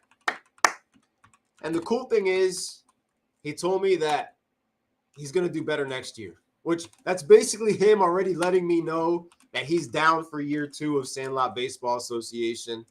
I meant to put it in the chat. But I would love it if everybody would let me know right now if you guys are going to be in on season 2. If you're out for season 2, just let me know. Hit me up in the, in the busiest group chat of all group chats, the Sandlot Baseball Association group chat. Let me know if you're back for season 2. That way I have some ideas as far as what I want to do, potentially some new members that may want in on the league. So we could be looking at an expansion in the Sandlot Baseball Association. Or if you don't want to be in the league anymore, probably replacements. But just let me know. I'll ask the question again in the group chat just so that I can line everything up, because I promise you I am going to be more prepared for season 2 after everything that I have learned so far for season 1, with my first year being commissioner, learning the system, the format, the app. Like, I'm going to do my due diligence. When baseball is over and we have football, I'm still going to be working on baseball, because once football's over and we start getting all melancholy about not having it and we're half-heartedly setting our basketball lineups, just know that I'm going to be working on season 2 of Sandlot Baseball Association for us. Chris says he's in for the long haul. Loving it. I'm excited. UFC 303 this weekend. Pereira versus Jiri Prochaska. Paul, I was talking about it with Chris and Andrew. I know you don't know about this right now, but I have promised the boys to do my due diligence and try to be more on top of what's going on in the world of UFC. I'll try with boxing, but boxing is just so political that it just irritates me. Because I watch it and I'm just irritated. I'm still irritated about the whole Ryan Garcia thing. Yeah, so but I'm going to be keeping up with it. People are going to be like, "Oh, but he failed to bro, the guy tested negative all the way up until the fight, and a trace. Appreciate you, Terrell. A trace was found in his test. This dude showed up drinking beer, out of shape, out of weight, for a weigh-in. So how am I supposed to believe this dude was really on something? Like, come on. He was set up. It's boxing, bro. Wouldn't be the first He time. was straight up set up, and Haney needs to shut up and stop crying. I watched you get rocked, bro. I saw the highlights. It is sad. And as someone who grew up as boxing being like one of our primary, very well put, sports. Chris. He beat Haney's ass plain and simple. Yeah. And then I'm a little upset with Garcia too for just allowing his attorneys and agent to convince him to take that year ban plus get back his $1 million purse. I'd have been like, I ain't giving shit back, and I'm not being suspended for a year. If you're going to suspend me for a year, I'm keeping my money. It's that simple. Maybe or if I'll be suspended 6 months and I'll give you back my purse. That should have been. There was no. He completely ate that shit. You'll never catch me. That would have been my motto, bro. And he said he's taking legal matters against Days into YouTube because they won't take the fight off their platforms. Yo, what a snowflake. Yeah. I don't know how else to put it. That's real, bro. That's real. What? This is the era we live in. They found a municipal trace. I can't say the word properly. I'm sorry. I'm just angry right now. They found a small, little trace. That didn't change the fact this dude showed up out of shape. And he beat you, dog. Come on. You should be even more embarrassed at the fact that he didn't even make weight. Going back to the UFC thing, because of the fact that I've noticed in the last couple years, the UFC fan base in the forum has grown. And you guys did that yourselves. It wasn't us even posting enough about or pushing UFC. It's guys like RJ, fight I saw. Guys like Drew, guys like Chris, you know what I mean? Paul, you guys have been some of the core members of the forum that have been sharing and posting about it on Saturday nights when there's a big fight. You guys are on it. You're talking about it. You're the reason why there's a thread going on in the forum. So I feel like I owe it to you guys to get more on board with it, as you guys pioneered it for us to create and help to expand the growth inside of the forum just by adding that UFC element to everything that we talk about in there. Like, you're part of the reason why the forum has something for everybody, because of you guys. Because I haven't been keeping up with it. I'm not gonna lie at all. Boxing is just more of the fact that it leaves a bad taste in my mouth. With UFC, a lot of the times on Saturday nights I'm stuck at work, so I missed out on a lot of these big fights. But I'm in the group chats with my boys who are watching it, and that's my way of being able to keep up with everything that's happening and just, going over it, discussing it, the matchups that are coming up. Like, truly, truly appreciated, man. I definitely would love to. I still want to go to a hockey game. I haven't Nothing like been to watching a a live guy hockey get kicked game. in the face. Yeah.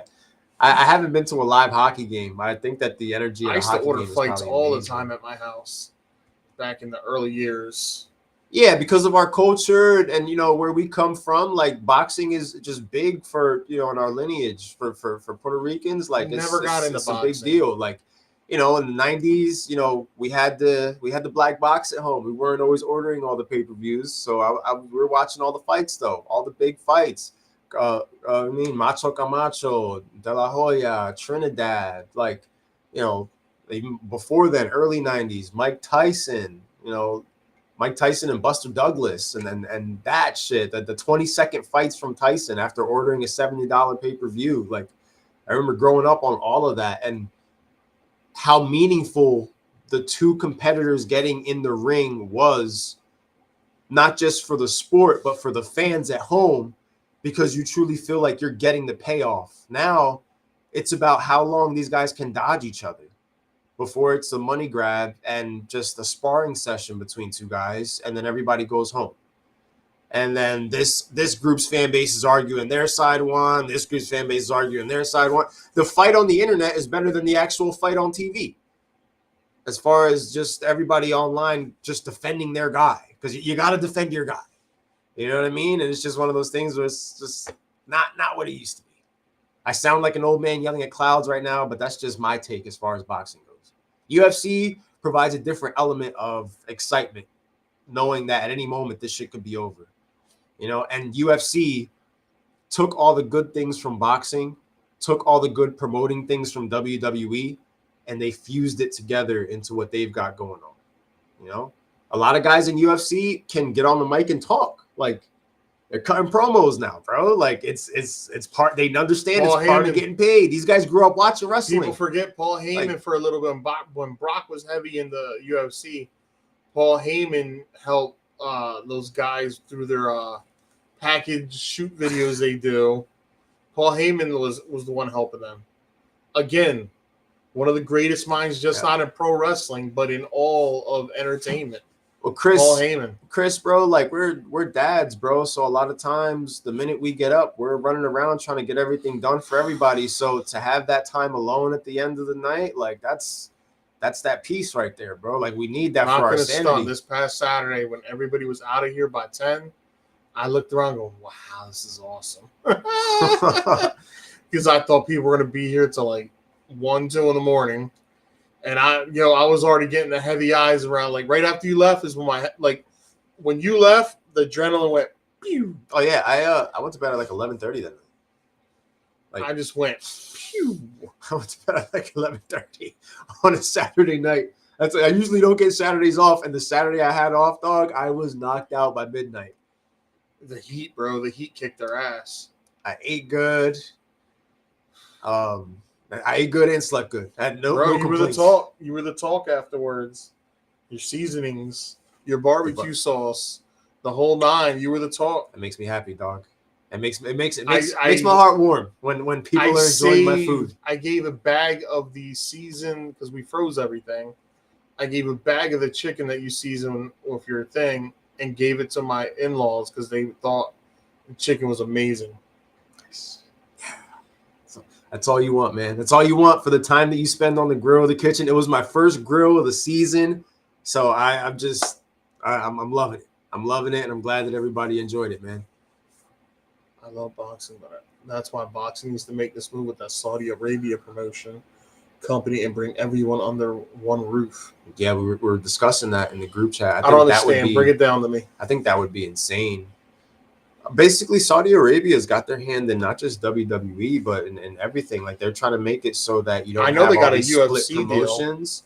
And based according to what Drew and Chris was telling me, it's going to be harder for some of these boxers to dodge fights because now everybody under one roof means that there's an actual true ranking system. Yeah.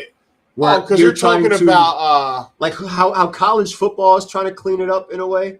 I guess this would be for boxing that where you can sort so of you don't got the pinpoint. WBC, the WBA. Yes. You know, listen. And add value to the match. At the end of the day, like everybody's mad at Canelo because he's dodging the guy. I'm like, but yo, that guy's got to go up and weight, and then it's a damned if you do, damned if you don't situation for Canelo. Because if Canelo dodges the fight, oh, he's dodging him. But if Canelo takes the fight and whoops the guy's ass, oh, well, the guy had to go up weight classes and do all this. He was tired. Yeah, like, so come on, man. Knock that silly shit off. I think Paul was the only one that spoke reason in that whole scenario, if I can remember that whole situation clearly on that post in the forum. People spend so much time just ready to play defense on some topics. It's just amazing to me. Especially like just sitting behind a keyboard all freaking day. Ready to just sit there. That's why I took my little detox. I just needed a break. I was just like, oh, I don't really care so much about dodging Crawford, but he has no excuse not to fight Benavidez. It's a trick of the eye. I would like to see a rematch of the fight that he just had with the guy. That wasn't a bad fight. So the next big one is what? UFC 303 on Saturday? Yeah, 300 was lackluster. Did 300 already happen? I thought it did. Yeah, I think so too. I think McGregor was supposed to be the guy for this weekend, wasn't it? For the WWE fans, with the move over to Netflix, it looks like they're finally completely letting go of the PG era. And it seems like they're slowly setting up certain things now. Triple H already said Monday night. I was about to say Nitro. Monday Night Raw is going to be uncensored. So parent discretion is advised. Do I think they're going to be popping titties? No. But do I think they're going to be cursing? Yeah. I absolutely 100% believe there's going to be F-bombs like crazy now. I think, and it's funny because it's kind of like this is technically the slow period for them, but it seems like they're also tracking, and I feel like they're going in the right direction right now. I'm interested. I'm gonna keep tabs. Show me. Only one title fight. McGregor had an injury, and the fight was pushed. And not to mention Money in the Bank's next Saturday. Yeah, that's right. Do they have all the contestants for that yet? It'll be finalized this week, unless the Y6 show up and destroy. Yo, that pre-tape promo. They shot Chad Gable in the neck. The Y6 is crazy. The Y6 promo that Bo Dallas had this past week. I gotta watch it. Was pretty damn good. I gotta watch it. I didn't see it yet. It was a pretty damn good promo. They got good stuff like with McIntyre leaving CM Punk a bloody mess, and with Jacob Fatu making his debut, and the Wyatt Six. I was like, okay, it's starting to pick steam up. Like Okay. everybody had to know. I know everybody's judging it because it's Cody's run right now, but every year after Mania, we hit that slow period though. Every year, no matter what, that whole month of April to June is just like, woozy, a wazy. It's just not. It's just there because the talents are so tired from all that buildup. Yeah. And now this is normally like the end of June, beginning of July is when shit really starts to flow again, because now you're getting ready for SummerSlam. Then after SummerSlam is Survivor Series, which the Survivor Series is now you can look forward to because of the whole War Games mantra. Mm-hmm. Then after Survivor, it's Royal Rumble. So like you're about to hit their period now where they're about to go hard again. I'll get the main highlights on YouTube. And I think it was beautiful that they waited this long for Cody to start feuding with the Bloodline again. I think it was smart. You didn't want to hurry up and go to it, so you let it sit. And he's not even having a singles match with him yet. Suppose it's going to be a 6-man tag at Money in the Bank. It's going to be KO, Randy Orton, Cody versus 3 members of the Bloodline. One of them, no doubt, is going to be Solo. But is it going to be I think Solo should go over. the Tonga brothers, or is it going to be Tama and Jacob? I also like how the Tonga brothers looked at one another before putting their hand up. They saw Fatu show up and they're like, "Oh shit!" Like this man's crazier than us. Yeah, like and we're crazy. They're crazy, and they were even concerned. So I think that there's little things that they're doing, and they're making people want Roman Reigns more and more. Like every single week. Jacob Fatu is ricocheting Umaga's body. That's crazy, bro. That's crazy. They say he's the best worker in the family. Cody's because it's about to pick up. Cody is vanilla, bro. Cody is about to pick up.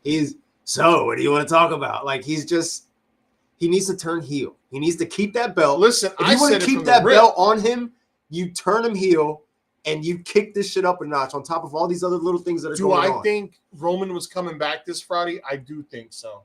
But after his dad passing away yesterday, Hall of Famer Siko, unexpectedly passing away, I believe he's not going to be there this week, and of course not. You got to grieve for your family. It's not like he was going to come back but soon because anyway. This Friday it's in Madison Square Garden.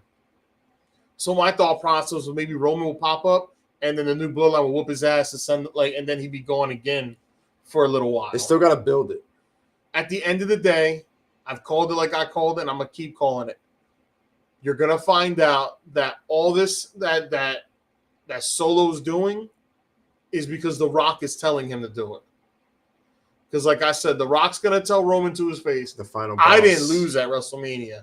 I pinned Cody Rhodes. You lost. The final boss. It makes sense, bro. It makes sense. I like the direction that's going, and they're going to turn the original bloodline face because they're gonna, and so the first one is going to be Jimmy coming back. They're going to start with him. Then they'll and they're going to build their way up. Yeah, and then they're going to get the honorary Uso, and Sami Zayn is going to join the party. Oh, remember, God. I call that, man. Sami freaking Zayn, bro. But that I could see too happening.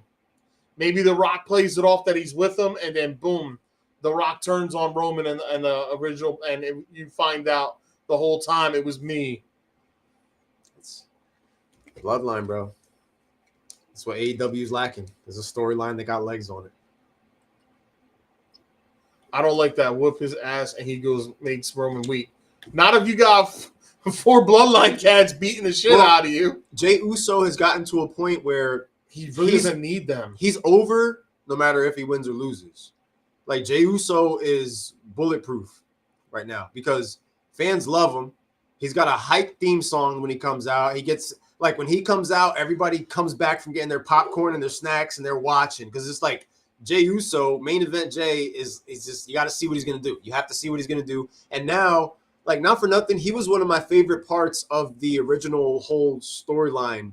You know what I mean? Like, when he was coming at, Sami Zayn, and then he was having that inner conflict remember himself. When he said, when Sami was like, the tribal chief wants peace. I'm trying to make peace. I don't give a damn what the tribal chief says. Yeah. And then Roman just seeds. They're the seeds that they planted.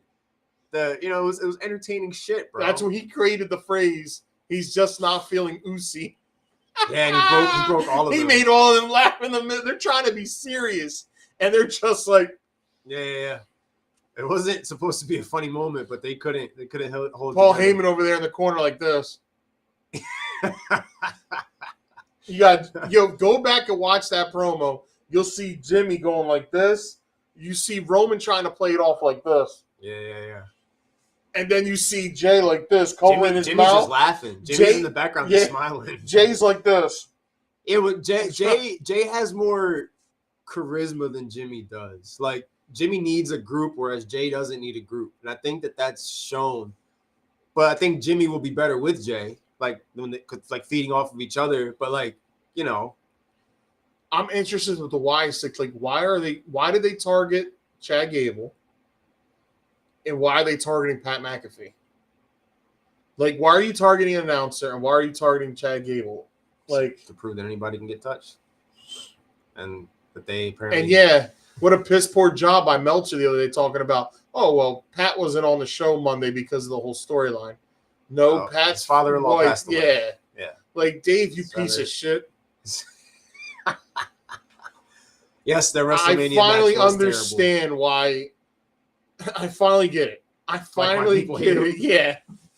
because he's a gossip queen, honestly, and he's been a gossip queen for years. He's the Colin Coward of professional wrestling. Okay, yeah, because he has good sources, but he still just makes shit up. Yeah. You saw what they Like- brought up the other day about when he said it's time for LeBron to move over because Ben Simmons is here. And somebody brought that up. They showed that whole clip again. Oh.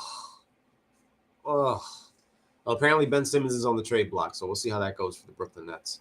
Well, the Sixers are really letting the time go down. Oh, the pick's in. The pick is in for the Philadelphia 76ers, and this will It'll be probably be a center. a good way to cap off the podcast for tonight, as we're already reaching that Yeah. point. Also, Indy signed a mega deal with the WWE. They're getting Royal Rumble this year, and they're going to get a future SummerSlam, which now SummerSlam's turning into a 2-night event. I didn't know if you knew that. Makes sense. And the second biggest event, I guess, technically. So Indy has signed a contract with WWE. They're getting the 2025 Royal Rumble, and they're getting a future SummerSlam and a future WrestleMania at Lucas Oil Stadium. At least a championship game will be played there. Somebody will be crowned the champion there. Meanwhile, this year's SummerSlam is going to be in Cleveland. Cleveland will actually see champions competing that day, too. Cleveland, this is for you. Oh, man. So the pick is in. Bobby Marks, as far as what the teams need. You guys need everything. Maybe the next time they come out here for a pay-per-view, it's like SummerSlam.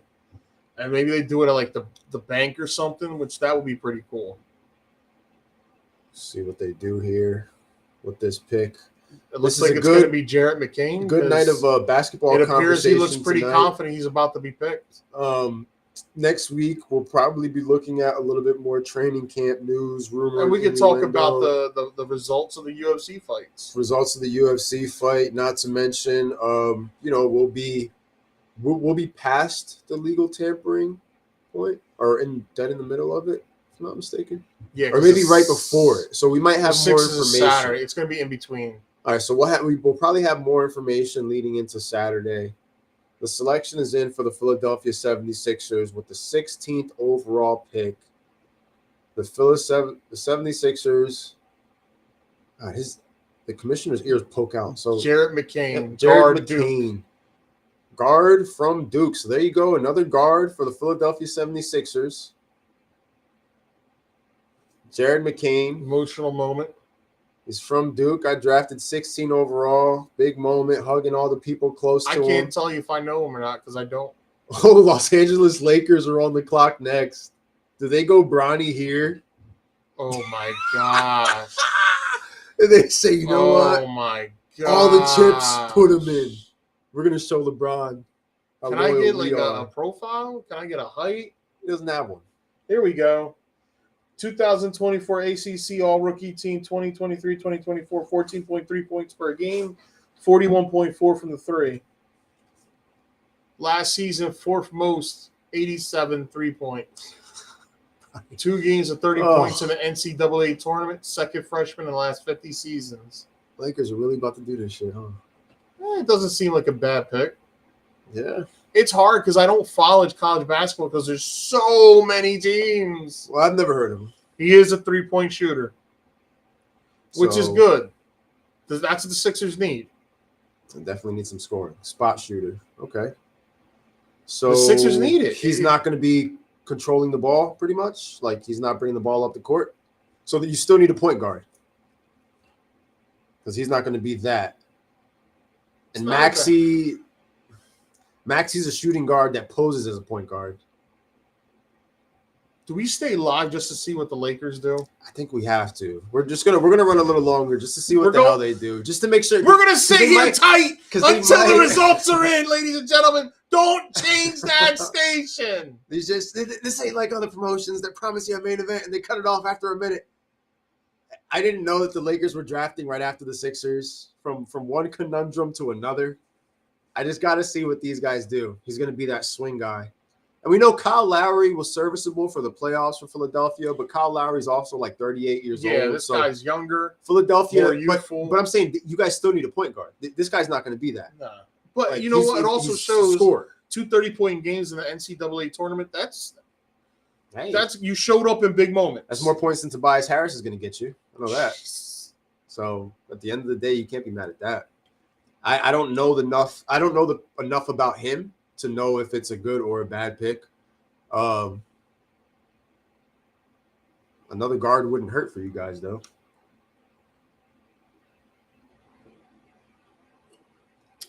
Trying to see if I get spoiled on the internet. Interested to see what the Knicks do with this draft, as busy as they've been the last couple of days, and the fact that with everything they gave up, they still have all their draft capital for this current season. So, like in my mind, they really didn't give up much, and they got better, way better. He's small, he's 6'2", and he's an off-the-ball player. Yeah, so he's not going to be bringing the ball up the court.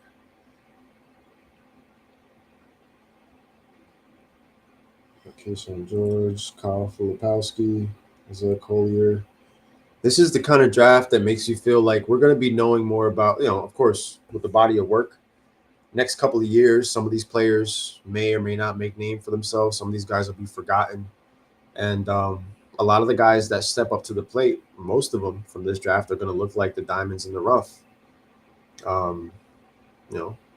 isn't a lot of hype surrounding any of these guys, but these are going to be some of the new young faces coming in. Like, the league is getting a lot younger every single season. And now there's a changing of the guard in the sense that now the old head teams or the veteran teams are the teams like the Celtics and the Nuggets, Timberwolves, teams like that. And you got the up-and-coming teams like the Hornets of the world and the Pistons that they're trying to, claim their spot to get themselves in the tournament. Bronny's trending worldwide right now. Oh my God. You guys can't do this right now, bro. It's 17th overall. Look at them. They're clapping hands. They did Look it. at Rob Pelinka. Is that Look at JJ right there? Redick. Look at them with their Lakers polos on. Like that old guy is like, screw it. Whatever. You guys are doing this shit, whatever. It's my job. It's my job. That's crazy, bro. That dude looks like this guy from the Packers. Wow. This is the guy that comes off the bench according to scouts. Oof. Well, maybe the Sixers are going to try to sign their... Sixers know that they still have to be busy in free agency, regardless of what happens tonight, because they're Swiss cheese right now. Too many holes to fill, and one draft with a lot of players that we just don't have enough information about is not going to be the answer for them. Definitely a please make my night, LA. Definitely a European takeover as far as this first round, especially at the top part of the first round. One of those kids at the top of the draft that went is going to be something. Lakers. I don't think they picked them. Not yet. They're saving it. Yeah, I don't think they picked them. Is that the kid that they picked right there? Yeah, let's see though. Let's gotta make sure. We don't have the volume on for we do not copyright have the reasons. On. Oh boy. Nope. They picked Dalton Necht. A wing player. Okay. Bronny to the Lakers has not occurred just yet, ladies and gentlemen. Not yet. But it's most likely going to happen. He's trending all over right now. So next week on the pod, we'll talk a little bit of football, break down the happenings there, get you ready for some free agency frenzy. Maybe we'll do a little bit of hot takes and predictions as far as some of these big name players and where they end up based on the information that we have, offers that may or may not be given. And maybe we'll throw a little bit of dynasty football talk into the mix. see if any trades get done. It's been a little bit quiet on the dynasty front this past week. I've been a little more focused on baseball, but we'll throw a little bit of dynasty football in there. As always, baseball, because now, as of right now, the only sport that's going on almost every day is baseball. So, we love it. If you don't, at least learn to like it, because it's gonna your summer's gonna go by a lot longer than compared to ours, because we're enjoying ourselves each and every day, having something to do, setting our lineups, talking our trash, making this run as we are now in the middle of the baseball season. And this is now the stretch. This is where it happens, where teams get hot, get cold. And in my league, get in the top 6, you make the playoffs. So until then, shout out to my league mates. Shout out to the guys for tuning in. Chris, Paul, Terrell, Rob, Muddy Waters trying to make a run. Mike D, who was checked in earlier, probably went to sleep. I know he has to get up early for work. Nonetheless, I appreciate you, buddy. The other Chris for chiming in earlier. Appreciate you guys. Thanks for your feedback through the entirety of the episode. And once again, for like the 11th time, thank you guys for creating a core UFC fan base for the forum and giving us another layer of content for us to be able to have something to go to the forum for. You guys are the reason that Saturday nights are special. And I expect no different this Saturday with the fight that's coming up. Hope everybody enjoys it and hope everybody's ready to give their opinion on everything that happened in the forum. And maybe we'll cover it for a little bit next week on next week's podcast. Sounds good to me. All right. Well, listen, by Friday, really, are the first 2 rounds being done tonight? I think so. Oh, we'll find out tomorrow morning when I wake up if Bronny's a Laker. We shall find out. Until then, guys, I'll see you next Wednesday. And don't forget the On the Money Sports Fantasy Football Draft Order is in next week. Oh, that's right. That's right. At 8:30, the day before 4th of July, the fireworks will go off down here. On the Money Sports as Draft we're going to Order. find out who gets their draft picks. That's right. How could I have forgotten? Until then, I'll see you guys next week. Stay safe.